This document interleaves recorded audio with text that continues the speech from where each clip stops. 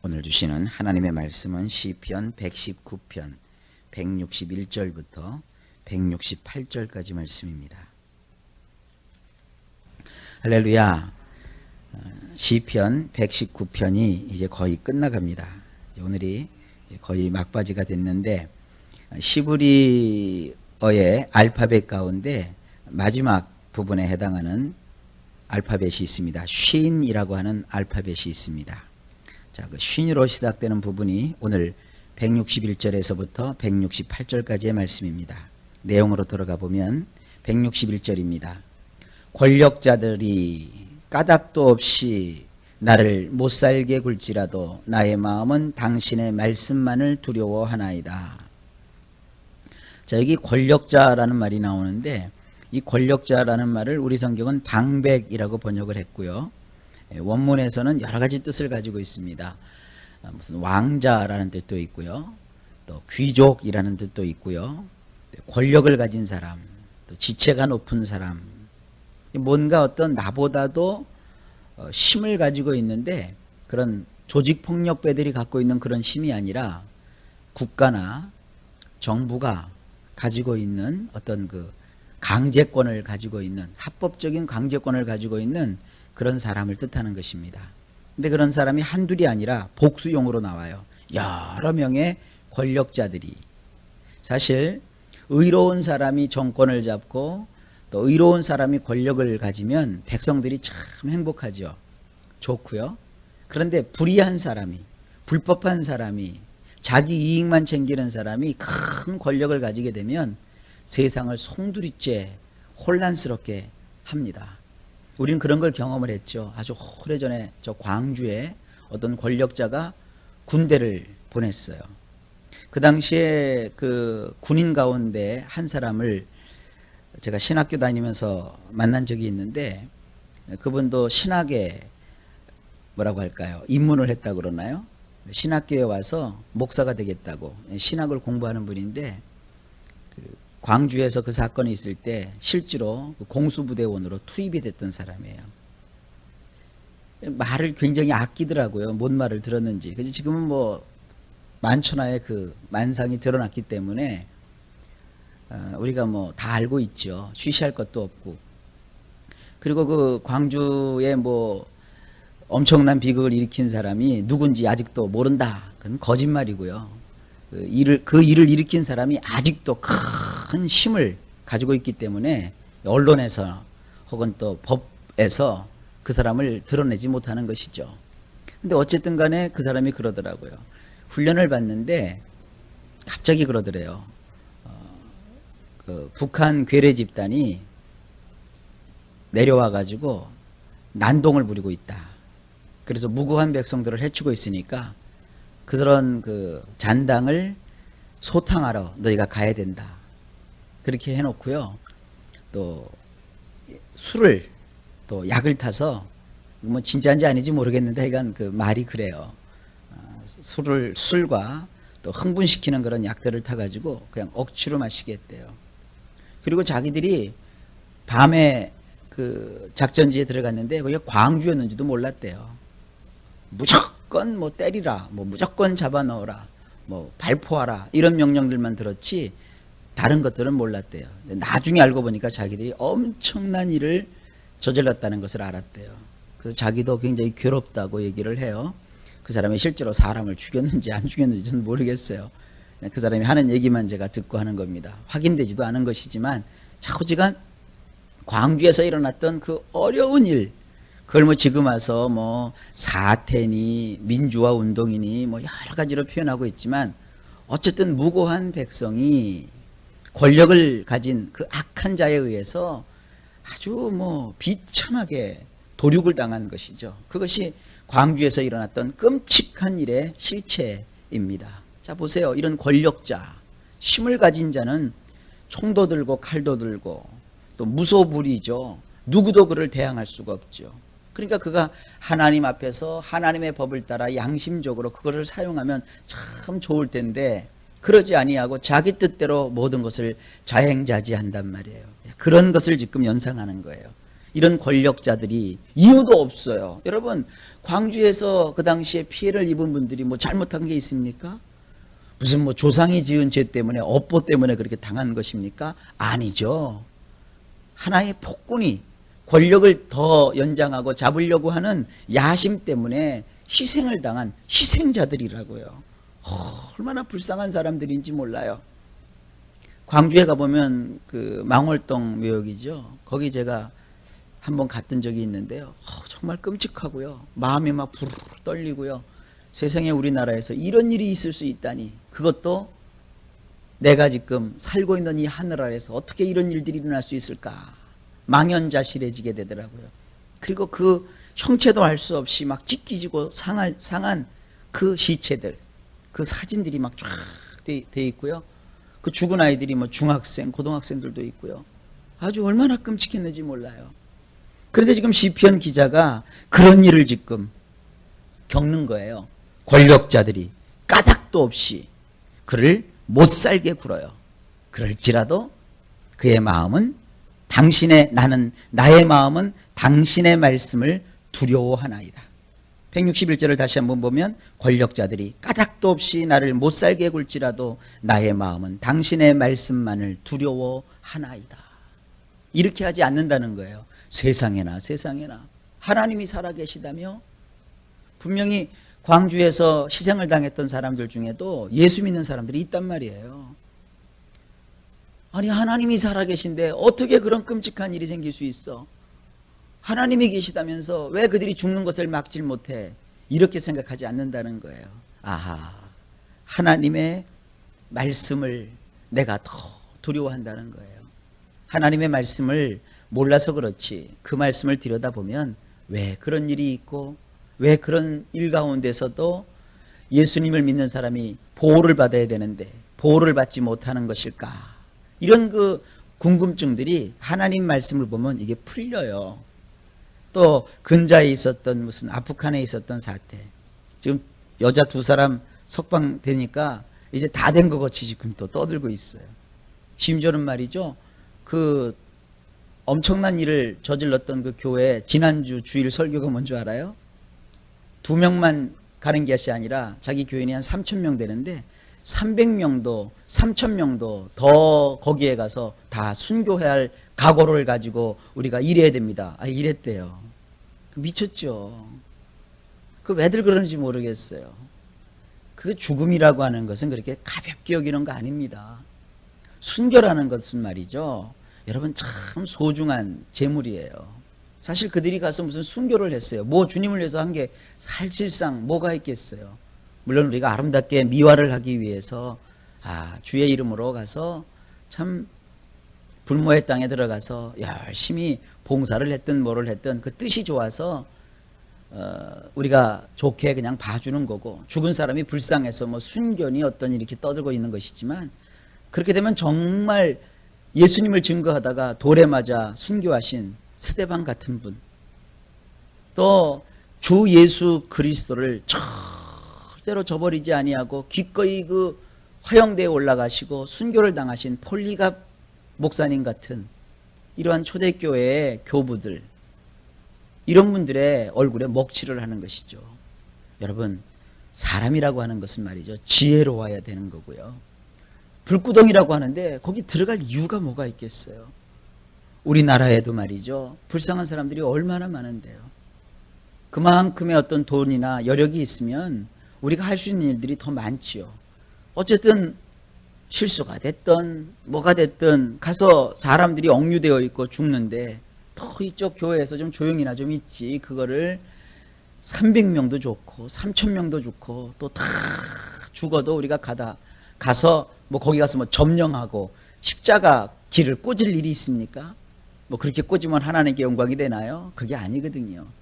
그 아프간이라고 하는 동네는 우리나라로 치면 지금 그 왜 옛날에도 6.25 전쟁이 끝난 다음에 빨치산들이 있었잖아요. 저기 지리산을 중심으로 해서 거기 잔병들이 남아 있어 갖고 그거 소탕하느라고 얼마나 또 많은 군인과 경찰들이 희생을 감수해야 됐어요. 그리고 주민들은 얼마나 불안했는가 하면 그 지리산 근처에 살던 분들은요, 낮에는 군인들이 와서 판을 치고요, 밤이 되면 또 빨갱이들이 와서 판을 쳐가지고요. 얼마나 불안했는지 모른대요. 그래서 낮에 군인들이 들이닥쳐갖고 밤새도록 그 빨치산들에게 시달린 주민들 앞에서 빨치산들한테 밥 준 사람 잡아갖고 색출해갖고 또 죽이고요. 또 밤이 되면 또 빨치산 애들이 내려와가지고는 낮에 군인들을 이렇게 대접했던 사람들 또 잡아서 죽이고요. 얼마나 끔찍했어요. 지금 그런 상황이에요. 아프간이라는 동네가요. 거기 가가지고 뭐 교회를 세운다? 아주 웃기는 얘기입니다. 그저 멀리서 그들을 위해서 기도해주고 또 국가나 어떤 구호단체에서 필요할 때 도움을 청해요. 기독교 단체에 이 나라에 지금 이러한 불쌍한 사람들이 있는데 자금이 필요하다. 너희가 자금을 대줄 수 있느냐? 사람이 필요하다. 사람을 대줄 수 있느냐? 이렇게 국제적인 기구와 협력을 통해 가지고 가서 할 수 있는 일들이 참 많이 있어요. 그래서 실제로 들어간 사람들이 많거든요. 그걸 NGO 단체라고 그래요. 그런 NGO 단체들도 이제 지금 다 그 사람들 때문에 철수했단 말이에요. 8월 말까지 철수해야 된다고 국가에서 명령을 내렸어요. 국가에서 이런 명령을 내리면 꼼짝도 없어요. 다 들어와야 돼요. 그러니 그들이 그동안 쌓아놨던 그 공적이 그 철모르는 교회와 멋모르는 아이들로 인해서 다 무산돼야 되잖아요.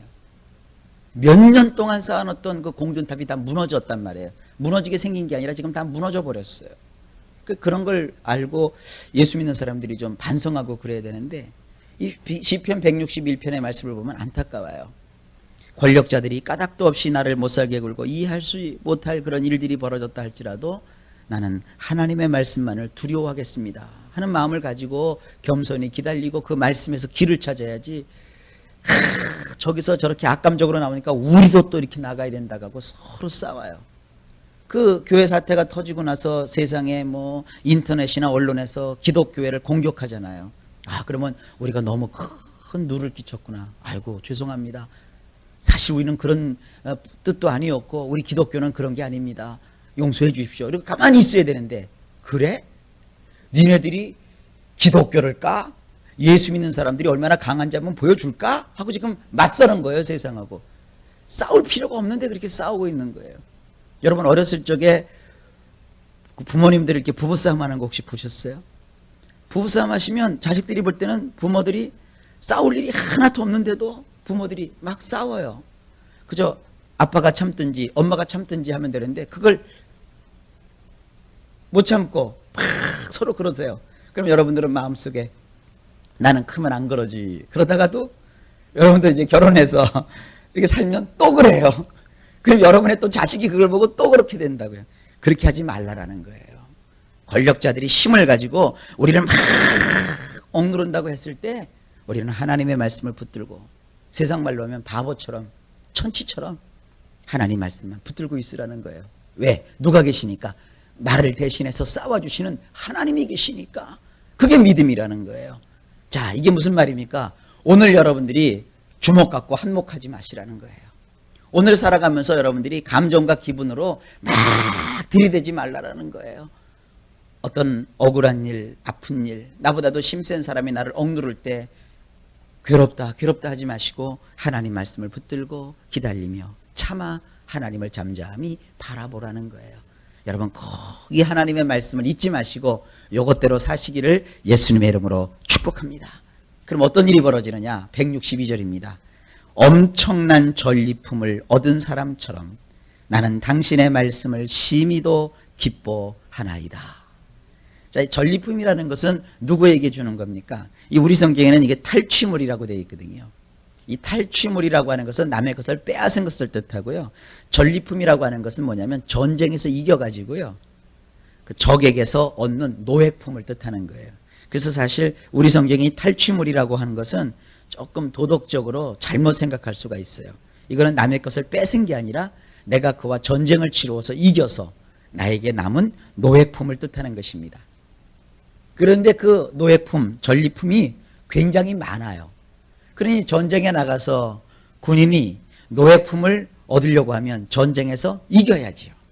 이겼다는 거예요. 상대가 권력자지요. 그 권력자가 그 권력의 힘으로 나를 억누르려고 하고 나를 핍박하려고 하고 나를 못살게 굴었단 말이에요. 그런데 나는 그와 맞서서 싸우지 않고 하나님 말씀을 붙들고 그 말씀을 의지하고 믿음을 가졌더니 결국 누가 이긴 거예요? 내가 이겼단 말이에요. 그래서 싸워서 이겼다는 과정은 지금 빠져있고 결국 뭐가 와요? 엄청난 전리품이 나왔어요. 그렇죠. 상대가 권력을 가진 자니까 얼마나 많은 재물과 물건을 가지고 있었겠어요. 그러니까 여러분, 대적이 크면 클수록 여러분의 승리도 큰 거예요. 동네에 꼬맹이를 이렇게 가끔 이렇게 보면요, 할아버지들이 잘 그래요. 동네 꼬맹이하고 싸워요, 할아버지들이. 세상에 나이 차이로 하면 한 70년도 더 차이 날 거예요. 그 꼬맹이하고 싸우는 사람들이 있어요. 그래서 여러분들은 어떨지 모르겠습니다만 꼭 보면 할아버지들 손주하고 싸우죠. 얼마나 절부지것해요. 그런데 그렇게 갖고 손주한테 얻어봤자 눈깔 사탕 하나밖에 못 얻어요. 그러나 큰 적군과 싸워서 이기면 눈깔 사탕이 아니라 그 땅 전체도 얻을 수 있는 거예요. 바로 그거예요. 작은 어떤 전리품, 작은 승리를 만끽하기 위해서 신앙을 등지지 마시고 더 큰 승리를 바라보기 위해서, 더 큰 승리를 얻기 위해서 오늘의 억울함도 참고 견디면서 하나님께 영광을 돌리는 말씀만 붙잡는 율법의 사람들이 되시기를 예수님의 이름으로 축복합니다. 그래서 나는 하나님의 말씀을 심히 기뻐한다는 거예요. 163절입니다. 나는 거짓을 미워하고 혐오하며 당신의 율법을 사랑합니다. 164절. 당신이 의롭게 행하시는 샤파트로 인하여 나는 하루에 7번씩 찬양하나이다. 이 7이라는 숫자는 완전 숫자이기 때문에 자기는 하루 종일 찬송을 하고 산다 이런 뜻도 되지만 실제로 여러분 하루에 7번 찬양을 한다고 치면 한번 생각을 해보세요. 하루가 24시간이잖아요. 24시간에서 8시간은 자야 되니까 잘 때는 찬송을 못 하잖아요. 꿈에서 하듯이 뭐 찬송을 할지 모르겠지만 좌우지간 8시간을 빼면 이제 몇 시간이 남아요? 28이 16, 16시간 남죠. 16시간 동안 7번 찬양을 하려면 16 나누기 7을 해보세요. 약 2시간 20분이나 30분 꼴 한 번씩 찬송을 하겠다는 거예요. 그러니까 이게 뭐예요? 하루에 7번 찬양한다는 것은 하루 종일 내가 찬양하는 마음으로 살겠다는 거예요. 이 세상 사람들은 이것을 어떻게 표현하느냐 하면 노래하며 산다 그래요. 노래하며 산다. 제가 알고 있는 어떤 선교사님은 저한테 선교 편지를 보낼 때마다 기도해 주십시오라는 말을, 거기서는 그 전자편지지만 이메일을 검색을 한대요. 그래서 그 나라에서 만약에 그 사람이 기독교 선교사라는 것이 이렇게 드러나게 되면 불이익을 당한대요.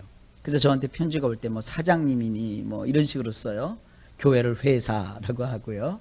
목사님을 선생님이라고 하는데 그 사람은 기도를 뭐라고 하냐면 노래를 불러주세요. 이렇게 저한테 편지를 보내요. 제가 처음에는 게 낯설었어요. 용어가. 그런데 자꾸 그 편지를 받다 보니까 마음속에 그래, 그 참 좋은 표현이다. 노래를 부르는 거예요. 노래를. 그래서 뭐라고 하냐면 이런 어려움이 있어요. 노래를 좀 불러주세요. 사장님께 좀 노래 좀 불러주세요. 그래서 말하는 사장님은 이제 하나님이에요. 야, 그렇구나. 참 이 사람이 자기의 인생 속에 귀한 걸 깨달아서 나에게 이렇게 알려주는 거구나.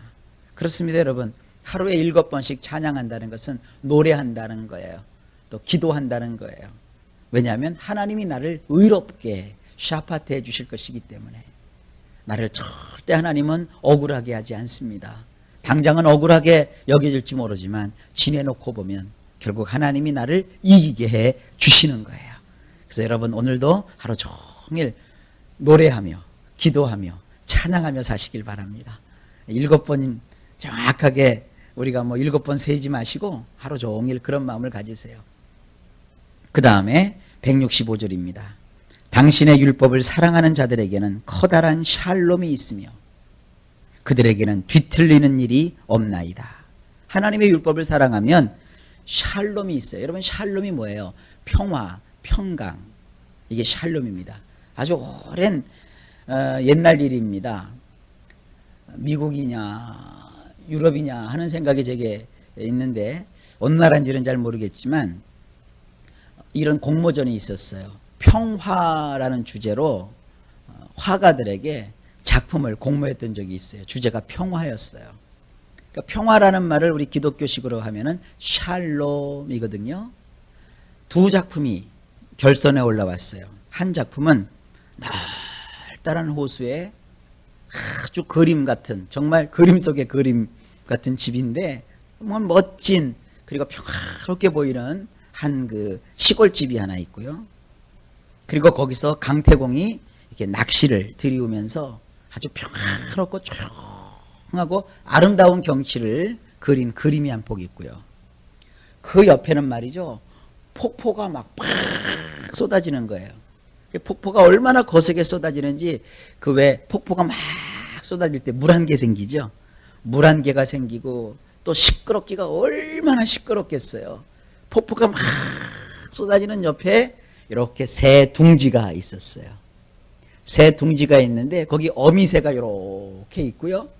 그 옆에 어미새 밑에서 이제 알에서 갓 깨어난 그 새끼새들이 거기서 이렇게 쉬고 있는, 안식하고 있는 장면이 있게 있었어요. 여러분, 어느 작품이 당선이 됐을까요? 어느 게 샬롬에 부합되는 것일까요? 아무런 것도 없이 고요하게 쥐 죽은 듯이 있는 그곳. 폭포가 엄청나게 쏟아지고 시끄럽고 주변은 난리법석인데 어미새 옆에서 조용히 쉬고 있는 어린 새. 여러분, 어느 걸 여러분들은 당선작으로 여길지 모르겠지만 실제로는 어느 게 당선됐냐면 폭포 옆에 편안하게 쉬고 있는 어린 새들이 바로 샬롬이라는 그 평화라는 주제의 공모전에서 당선을 했어요. 그겁니다. 이 샬롬이라는 게 그거예요. 아무런 일도 일어나지 않고 그저 조용하기만 한 것이 이게 샬롬이 아니에요. 거센 폭포수가 우리의 귓전을 아주 날카롭게 울리고, 그리고 세상의 노도강풍이 나를 삼킬 듯이 위협하지만 그 안에서도 하나님의 말씀과 성령의 위로로 예수님 안에서 편안한 안식을 갖는, 마음의 안정을 찾는, 이것이 뭐냐? 샬롬입니다.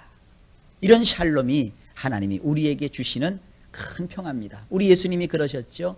너희는 세상에서 환난을 당할 것이나 그러나 근심하지 말라. 안심하라. 내니 두려워하지 말라. 너희가 세상에서 환난을 당하나 내가 너희에게 평안을 주노라. 나의 평안 안에서 너희도 안식하고 쉴지니라. 나의 평안을 너희에게 주노니 너희도 평안할지어다. 그러셨어요. 여러분, 오늘 여러분 마음속에 평화를 가지면 어떤 일이 벌어지느냐? 뒤틀리는 일이 없게 하신대요. 그러니까 오늘도 기도하면서 마음에 평화를 가지고 가시기를 바랍니다. 여러분, 새벽에 교회에 올 때 어떤 마음으로 오셨는지 모르겠어요. 그러나 오늘 이 새벽에 여러분들이 꼭 받아가지고 가실 게 뭐냐? 하나님이 주시는 평화를 가지고 가세요. 그래서 오늘도 무슨 일을 행하든지 하나님 안에서 평안하시기를 예수님의 이름으로 축복합니다. 166절, 여호와시여 나는 당신의 구원을 소망하면서 당신의 계명들을 이행하나이다. 167절, 나의 뇌폐시가 당신의 증거들을 지키며 그것들을 나는 심히도 사랑하나이다. 이것은 우리 예수님께서도 인용하셨어요. 너희가 나를 사랑한다면 나의 계명을 지키라. 여기 그거예요. 나의 뇌폐시가 하나님의 증거를 지키며 그것들을 나는 심히도 사랑합니다. 여러분, 우리가 하나님 사랑한다면 말로만 하나님 사랑해요, 사랑해요, 그것만 하지 마시고, 그것도 해야 되지만 그것만 하지 마시고 하나님의 계명대로, 하나님의 뜻대로 살아가실 수 있기를 바랍니다. 그게 정말 하나님을 사랑하시는 거예요. 168절, 나는 당신의 교훈들과 증거들을 지키고 있사오니 이는 나의 모든 길들이 당신 앞에 있기 때문입니다.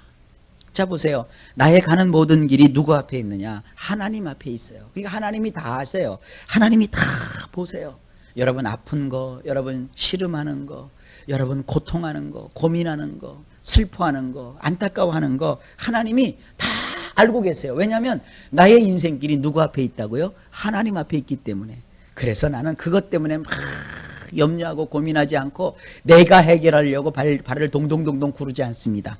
내가 하는 것은 뭐예요? 하나님의 교훈들과 증거들을 지키는 거예요. 어떤 사람이 그래요. 이런 설교를 하면은 그러면 예수 믿는 사람들 속 편하겠네요. 예, 편해요. 믿으니까. 하나님이 해주실 걸 믿으니까. 어차피 하나님은요, 우리에게 일을 해결하려면은 시간 속에서 일을 해결해 주시고요. 사람이나 혹은 물질을 동원해서 일을 해결하세요. 이 세상의 시간과 사람과 물질, 이것 때문에 고민하는 거 아니에요? 이걸 주장하시는 분이 누구예요? 하나님이시란 말이에요. 그러니까 적당한 때에, 가장 좋은 때에 하나님께서 사람을 붙이시든지 아니면 물질을 여러분들에게 주시든지 하셔서 그거 문제 해결해 주신다고요. 그러니까 마음이나 소갈이 하지 마시고 그걸 하나님께 다 맡기세요. 하나님, 내 인생은 하나님 앞에 있습니다. 하나님이 이것도 받으셔서 도와주세요. 역사해 주세요. 그리고 여러분들은 하루에 몇 번씩? 7번씩 뭐만 하라? 찬양만 하라 이거예요. 오늘 그렇게 사실 수 있죠? 그렇게 사셔서 하나님의 도우심을 받으시는 저나 여러분 되시기를 예수님의 이름으로 축복합니다.